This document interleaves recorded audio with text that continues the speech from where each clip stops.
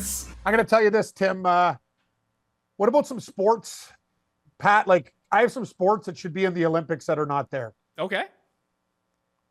I did a list. Darts. It's one of the most heavily televised sport in Britain. It's not hard to do. Everybody's drunk. You go into a small room, you throw darts. The fact that it's not an Olympic sport is fucking nuts to me. I agree. Lawn bowling / bocce, whatever you want to do. That's easy to do too. You got fucking like what's like, it's a great sport for older people too. Lawn bowling and bocce, you can get guys from different countries there. I also said super cornhole. That's probably not going to work. It'd have to be 20 yards back with a weighted bag. Not like these losers at football games that play easy cornhole. It has to be professional. MMA, why not? I don't understand that. I said this on the show the other day. We've been over this. You can't have MMA. Guys would just get hurt. That's it, for no pay. Well, we can come up with side deals. But anyway, that's something to negotiate, like Tim's Palatial Golf Palace. Competitive eating, 4 foods, not hard. You do 1 hot dogs, craft dinner, and a bread item like pizza and something else. Done. Chicken wings. Yes, thank you. Indoor soccer. It's a no-brainer. Water skiing. Why not?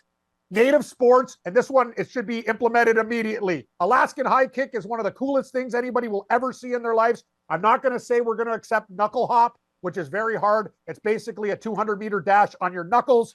It's feats of strength style like the Scottish Games. And head pull, basically it's a gigantic elastic band. Who's got a stronger neck and head? Those are sports that I would like to implement. I think some of them are very good ideas. Well, I agree with you. I mean, I bring them all in. You could just start your own fat Olympics and have all these sports. You're right, Pat. This is kind of like cottage drunk Olympics I started with, but competitive eating would be a little bit. Hey, we watch it on the 4th of July. But I will say this: this is not even like a hot take or a freezer cold take. Darts. The fact that darts isn't in there. You know how many people watch darts? Those drunken Brits just chucking darts, and there's guys from different countries too. You got Wales, you got Scotland, you got France, Belgium, the Netherlands. Like, there's a lot of great darts players from all. Like, these things get crazy numbers. They pack the place and get wasted. It's a party event. You're right, Pat. My events seem more tailgate style, like super cornhole, bocce, lawn bowling. Yeah, but that could be for a clean crowd too. Seniors, competitive eating. If you bring in darts, do you have to bring snooker in too? Because snooker does huge ratings, and I also love that they all wear tuxedos when they play. You know what? I have no problem with snooker, Tim. I think I think it's great. Yeah, I think snooker's fine. Billiards is actually a great game. Like, hey, they're letting in all this other stuff. I'm not going to cut up breakdancing or whatever, but you know what I mean? Like, what's the difference? Like snooker and darts? Like, are you nuts? Like, it's a license to print money, and I'm dead serious. Like, that's not even like a joke or anything. They used to have tug of war in the Olympics too. Oh, Wouldn't that be amazing. a fantastic event? Yes. Oh my goodness, who wouldn't want to watch that? Tim's making sense, Pat. Tug of war is wicked. Country versus country, just big dudes out there. Tug of war is cool. See, now these are like kids events when we went to camp. Tug of war. So you've basically put in games people play at their cottage over like a drunken long weekend, the strongman games, the Highland games, the native games, and just taken all of those sports and put them all together, and now they're in the Olympics? Basically, well, they put how many X Games events have they added to the Olympics? Like, what's the difference? I mean, I'm with Tim here. What about water skiing? That'd be great. Water skiing? Yeah, why can't you water ski? Slalom skiing? Come on. That's easy. The only problem with water skiing is, I think I said this on the live show, is I really want to reduce the amount of judged events that are in the Olympics. And adding water skiing, I think, would inevitably, I don't know any way that wouldn't be a judged event. Well, the problem is, Tim, it's the same thing with like USA, Canada basketball and stuff. You get a shady referee. The best sports for unjudged stuff would be darts, because you can't lie about where you threw it. Snooker, it is what it is. Like those type of sports. That you're right. And that's a double whammy because they're perfect. We don't have corrupt people involved. And we know Olympics and FIFA soccer, encrusted diamond briefcases and all the other fucking shit that goes on there. Hey, I'll send you the cryptocurrency. Yeah, there's a lot of shady business. So these sports at least are on the up and up. Like some of these referees in these like FIFA events, God, they're already on the take. We know that. Okay, so these are anything that you want to add, Tim, of throwing new sports in? What about highlight? You know what, Tim?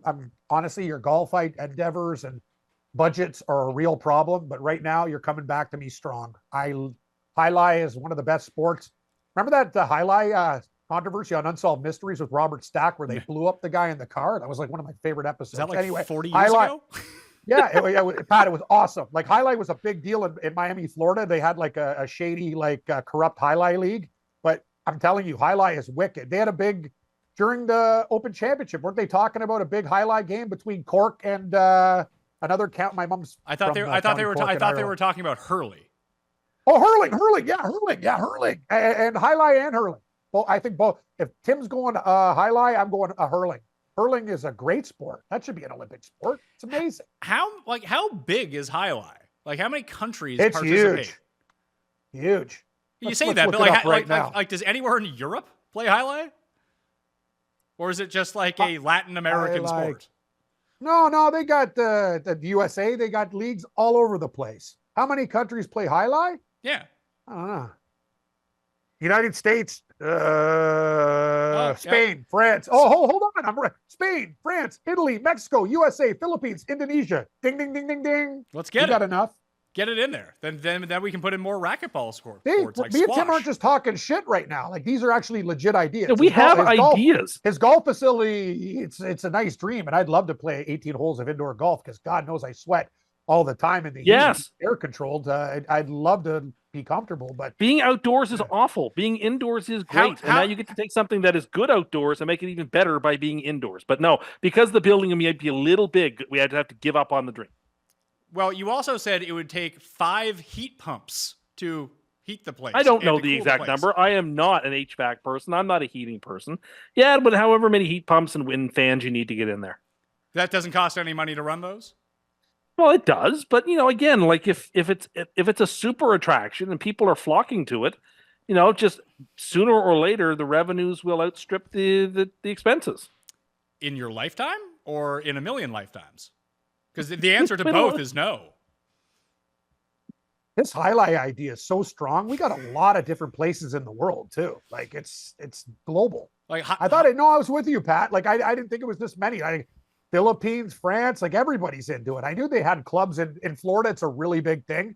Some guys might get clipped. There's a couple shady leagues, but if the international committee, Olympic committee takes over, it'll be nothing but clean. Paul had something to chime in with, it looked like. Yes. Tim doesn't seem very concerned about like when this building comes crashing down on people. He's like, we just need 4 walls and a roof. And just like, think about the legal ramifications of when... Well, obviously it needs to be structurally sound and built by people who are engineers. I'm not putting it together. It's the size of I'm not buying 400 sheds from Costco and putting it together. 8 airport hangars, was it? Yeah, 8 Boeing. I like the size of the one in Washington, maybe one and a half of them. Which wouldn't fit anything. And it needs to be like quadruple the height. Whatever. Whatever. They're just adding money onto it. We're talking about billions and billions of dollars here. And you're charging $100 a round. And why would anyone want to play it in the summertime when you can play golf outdoors? Because it would be much better. It's quite. I know the first time it's a great experience for $100. After that, we'll see how it goes. But I'm with Tim there. But you know me, Pat, being Scottish. It's like Skinner and the Simpsons with the books. The kids' education. Sorry, money. Money. That's the problem. Passion, drive, patience. The formula for winning championships is also what keeps your ride or die alive. eBay Motors has everything you need to maintain your vehicle and level it up to peak performance. Supercharger, exhaust kits, LED headlights, and more. Whether you're into speed, power, or style, eBay Motors has you covered. With over 122 million parts for your number one ride or die, you'll always find exactly what you're looking for. And with eBay Guaranteed Fit, your part is guaranteed to fit your ride every time or your money back. Because with eBay Motors, you're burning rubber, not cash. With all the parts you need at the prices you want. It's easy to make your car the MVP and bring home huge wins. Keep your ride or die alive at ebaymotors.com. Eligible items only, exclusions apply. Everyone who tunes into the Pat Mayo Experience knows from time to time I like to talk to you about some health supplements that I end up taking, and I've been doing Timeline's Mito Pure now for about a month. Feel great.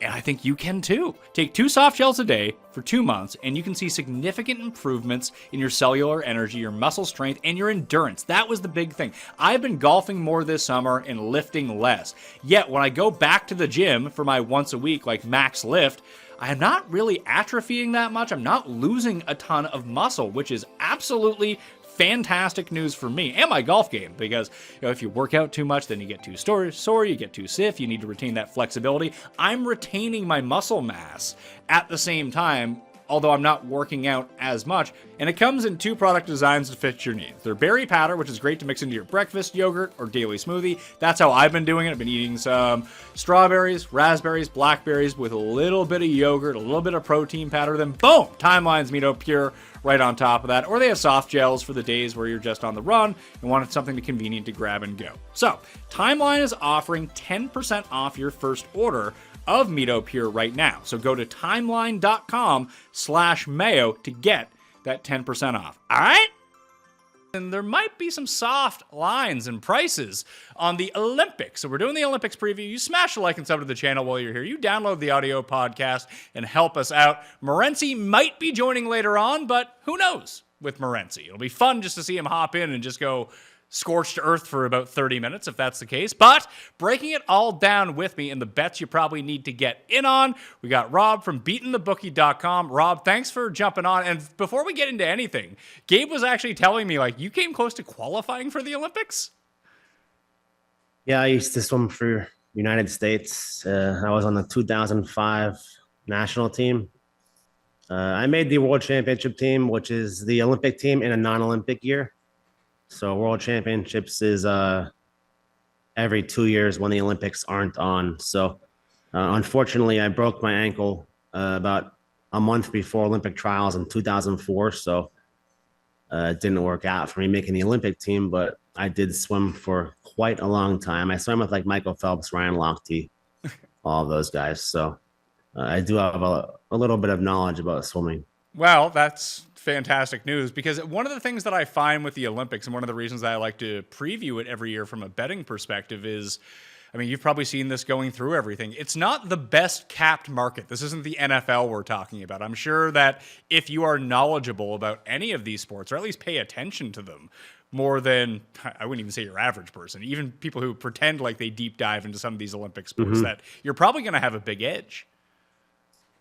Yeah, but I do find it like disappearing a little bit. I mean, in 2016, betting on 5 dimes, Olympic lines, those were the best. I mean, I got, 10-1 underdogs that would win easily, plus 400 dogs that would win.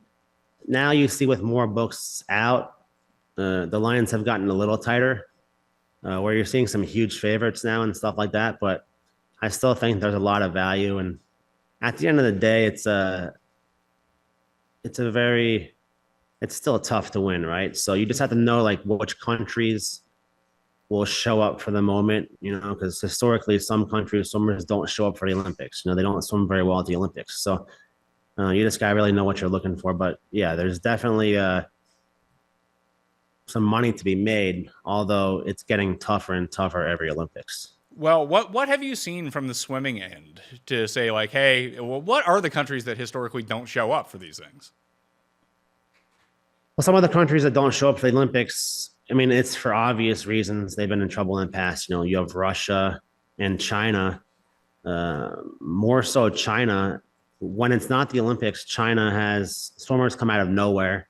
Young swimmers come out of nowhere, break world records, do very well in world championships or home meets. They do well in China. But when they leave China or when they swim in the Olympics, they're nowhere to be found. And that's probably because of Olympic blood testing and stuff like that. China is known to have fraudulent testing in their country for athletics. So they can take advantage of it while they're in their country. Same with Russia. I mean, we've all seen the ESPN 30 for 30s about all that stuff.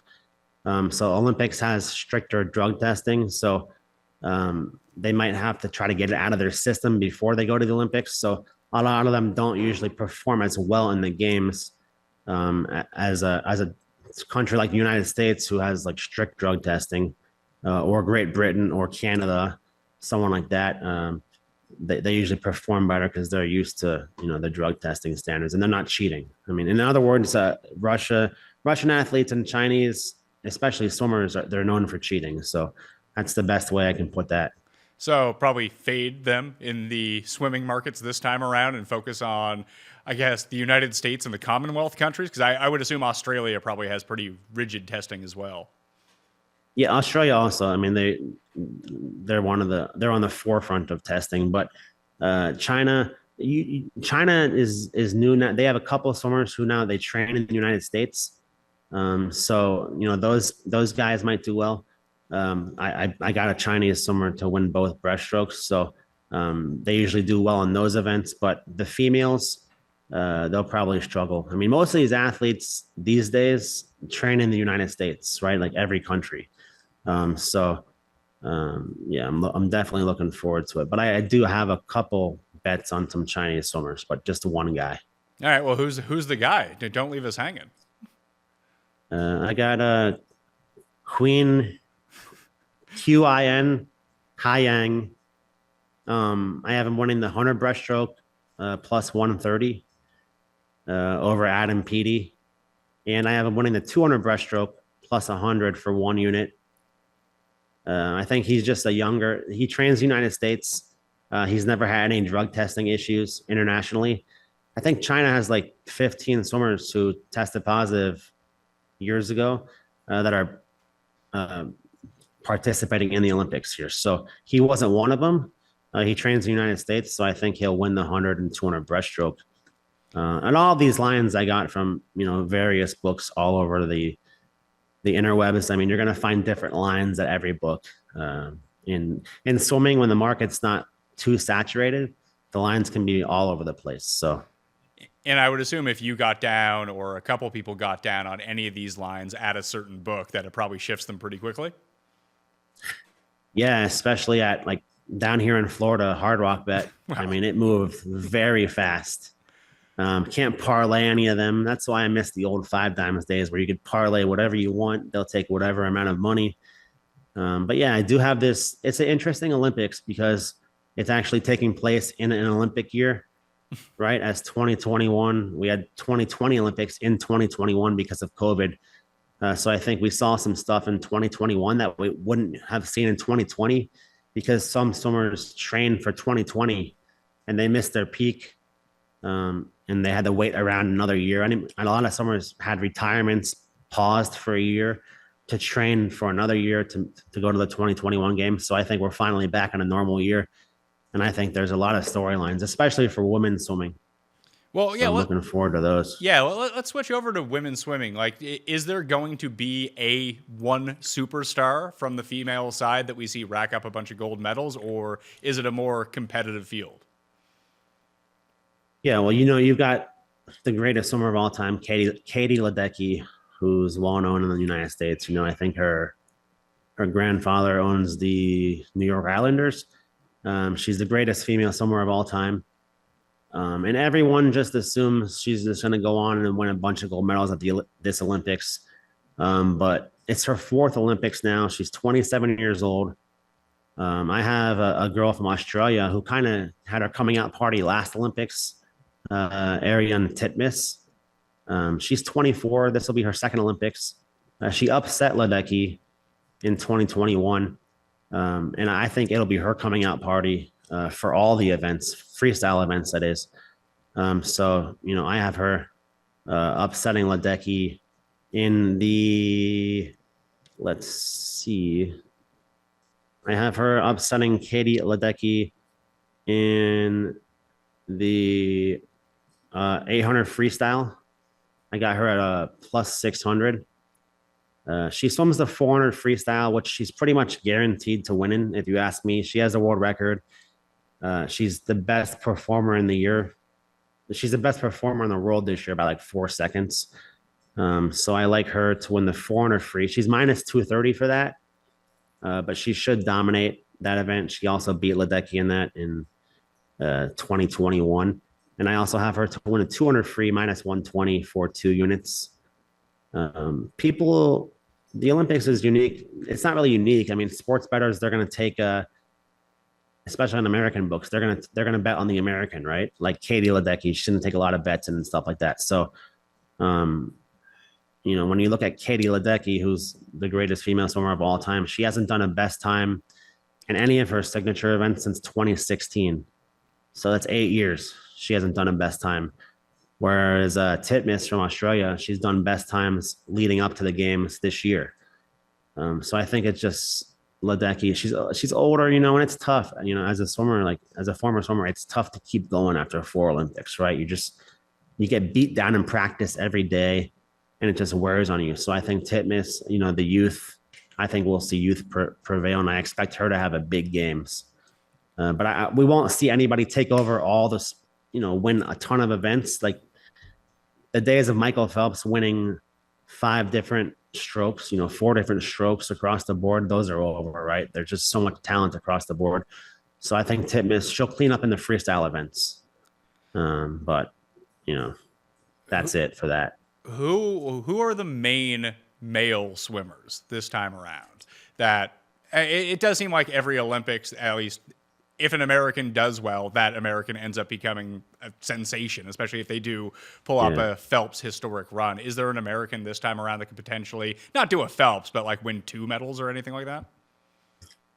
I mean, there's not really nowhere near Michael Phelps, but United States, I'd say their best, most well-known swimmer is Caleb Dressel.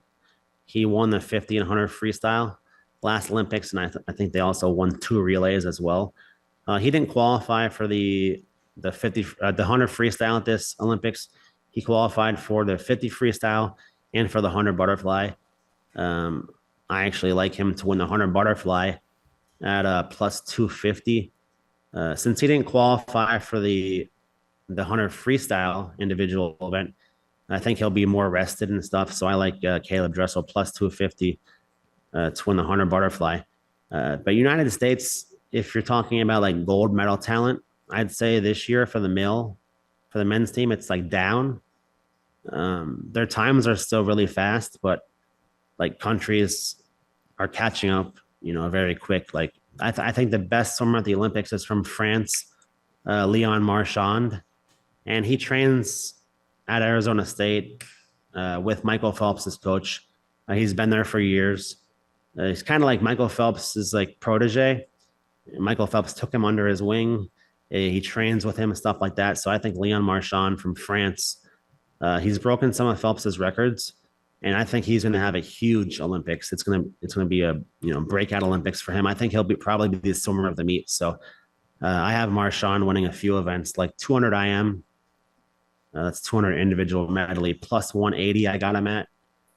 I also have him to win the 200 butterfly at plus 125. And he's just going to have, a very good meet. He was the fastest swimmer in history for college in the United States. And I think he'll come out as being the star of the games for sure. Have you looked at many of the other sports in the non-swimming categories? Like, are you just like a secret javelin expert by chance? No, I haven't really looked at javelin, but during the Olympics, I usually get into handball. It's pretty exciting. It's fun to watch. It's like, I don't know why we don't have it more in the United States, honestly, because it's very fun to watch. So I get into handball during the Olympics. And I love to take the overs. You can get some pretty good lines in handball. It seems easy to score a goal. I mean, the goal is so big and the goalie is so small, right? So, those are fun to watch. And, obviously we have like water polo. I love track and field, right? Track and field's probably track and field and swimming are the 2 most popular Olympic sports for, TV ratings. So yeah, track and field. But usually I don't like to, track and field stuff like that. I like to wait until the finals before I bet somebody, because it's so easy for these guys not to qualify for the finals or, just have a bad race. So even for swimming, right? If you're gonna take a look at betting the 50 freestyle or 100 freestyle, maybe wait until the finals, before you make a bet, because you don't want to bet on, like, say, the favorite and they don't make the finals and you just lose, because you got to remember there's prelims, semifinals, and finals. So Just track. Water polo is fun to watch. I mean, all the Olympic sports they're pretty much fun to watch. It's tough to bet on stuff. I've tried betting on stuff like the triathlon before and stuff like that, but it's pretty hard because, like I said, it's a one race, right? Anything can happen. So some of those little one races like the triathlon, I really stay away from. But Olympic basketball, obviously, with the U.S. men's team, but I think they might be in trouble also. But yeah, I pretty much, I'll bet anything. If it's on TV, I'll bet it pretty much. So outside of the swimming futures that you have, do you have futures in on anything else? Not yet. I mean, I'm still working on all that stuff. So swimming, I got a ton of stuff. For swimming, I got, we only went over a few of them, but I got a ton of bets for swimming right now. But the other stuff I'll go through, as we get there, because we still got, a few days until opening ceremonies. But swimming is really all I've taken a look at right now for my personal bets. All right. Well, I think that will probably do it on the Pat Mayo Experience. We'll get you the swimming preview. So thanks, Rob, for coming on and breaking that down for us. And I made 5 bets as we were going along. I hope they all win. I got some more if you want them. Let's hear them. Fire them off. Yeah. All right. I've got Ryan Murphy, 200 backstroke, plus 155. I got David Popovici, 100 freestyle, plus 250. I got Summer McIntosh, 200 butterfly, minus 180. I think that's a lock. And, I think Gabe liked that one also because she's from Canada. 100 freestyle for women. I got Steenbergen plus 600. I got Summer McIntosh 200 IM plus 220. Women's 200 backstroke. I got Kaylee McKeown minus 180 for 2 units. 50 freestyle. I got Caleb Dressel plus 250. 800 freestyle. I've got Whiffen from Ireland plus 250. The 1500 freestyle, I've got Whiffen plus 220 for 1 unit. And I also sprinkled a kid from Australia, Sam Short, plus 1,000. It's kind of like a underdog, but he's pretty good. He could easily win it. Men's 400 free, I got Martins plus 165 from Germany. 100 butterfly, Caleb Dressel plus 250. And 200 butterfly, Leon Marchand plus 125. And also what I mentioned earlier was the Chinese breaststroker for the men's, Queen plus 130 100 breaststroke and plus 100 200 breaststroke. So I think those are pretty good bets. So have at it, guys, and hopefully we do well. All right. Where can everyone find your work and follow along as you start posting up some Olympic bets? You can find me on X mainly. It's BeatinTheBookie. With no G, so it's just BeatinTheBookie, and I post all my Olympic bets for free on my timeline. So those are all there, and I also posted my 2016 results and my 2020 results, so you guys can take a look at all those. But Olympic bets all free, so hopefully we have a big Olympics, and I'll add more sports as the Olympics goes on. So. All right, so if you're looking for Olympic coverage, Rob is where you want to be going for BeatinTheBookie.com and on X. I got to ask you, because much is made about the Olympic Village with all the athletes and everything that's going on. It's basically Pound Town down there. Is the World Championships the same with just the one disciplines that are going, or is it when everyone gets together? No, I went to World Championships in Dubai, and we stayed in a palace hotel, so just with our team. So it's the Olympic Village. That's really just for the Olympics. They don't really have it for the World Championship Village or anything like that. But yeah, what you hear about the Olympic Village is definitely true. So I know the basketball team for the United States gets a little disappointed that they don't stay in the Olympic Village. So it's definitely true what you hear. So I think they said it's the number one, they give out over 2 million condoms or something like that in the Olympic Village every Olympics. So yeah, it's definitely true. But personally, I haven't been there to experience it. Well, what do you make of France, or I mean Paris, being the host city of this versus some of the different places that we've seen for the Summer Olympics, at least over the past, decade or so? Like, I know the COVID Olympics in Japan got kind of weird just because no one was really able to go to anything. We weren't quite sure who was going to show up, how people were going to qualify. Will this, do you think, feel like more of, I don't want to say historic Olympics, but the Olympics we were used to 20, 30 years ago? Yeah, for sure. Because the China Olympics was obviously China controls all the scenery there. So, and then the Tokyo Olympics was no fans, very tough to like get into it. You had a Olympic beach volleyball there with nobody in the stands. So, I think what makes the Olympics is the fans and the scenery and stuff. And I know for some of these, biking road races, stuff like that. They're going to be going down, the main streets in France, with the Eiffel Tower in the background, tons of fans. And it's definitely interesting. I think for me, the most interesting thing is how they're having the surfing competition in like French Polynesia, Tahiti, I think. I thought that was pretty wild. But it's very interesting. I think we'll finally see what we're used to seeing from the Olympics. So I'm definitely looking forward to it because, like I said, 2021, if that was the only Olympics that you were going to qualify for, I think it would kind of be like a bad break. But I think 2024 France, we're finally going to get back to what an Olympic experience should be for the athletes and the fans also. All right. That will do it on the Pat Mayo Experience. You can follow me at the PME and subscribe to Mayo Media Network. Code Mayo at Underdog Fantasy. Get you a deposit bonus of up to $250. Reminder to smash the like on the way out, and I will see you next time. Mayo Experience! Experience!